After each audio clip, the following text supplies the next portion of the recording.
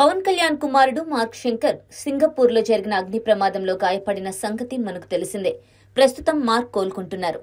అయితే విషయం తెలిసిన వెంటనే హుటాహుటిన పవన్ కళ్యాణ్ సహా చిరంజీవి, సురేఖ దంపతులు సింగపూర్ చేరుకుని మార్క్ ను పరామర్శించారు. అనంతరం మార్క్ శంకర్, అన్నా లెజినోవా సహా పవన్ కళ్యాణ్ చిరు కుటుంబం కూడా తిరిగి హైదరాబాద్ కి చేరుకున్నారు.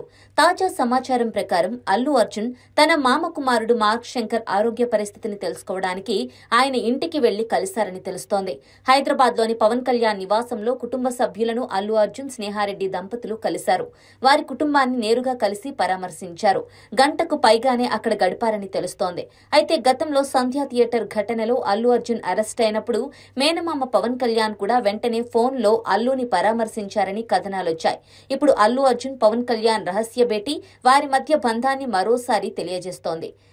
చెప్పను బ్రదర్ అనే ఎపిసోడ్ నుంచి అల్లు అర్జున్ ఫ్యాన్స్ కి, పవన్ కళ్యాణ్ ఫ్యాన్స్ కి మధ్య దూరం పెరిగిన సంగతి తెలిసిందే. దీంతో నెట్టింట్లో అల్లు మెగా ఫ్యాన్స్ వార్ నడుస్తూనే ఉంది. అయితే రీసెంట్ గా రామ్ చరణ్ బర్త్డే కి బన్నీ విషెస్ చెప్పలేదు. ఇక బన్నీ బర్త్డే కి మెగా హీరోలెవరూ కూడా ట్వీట్లు గానీ పోస్టులు గానీ పెట్టలేదు.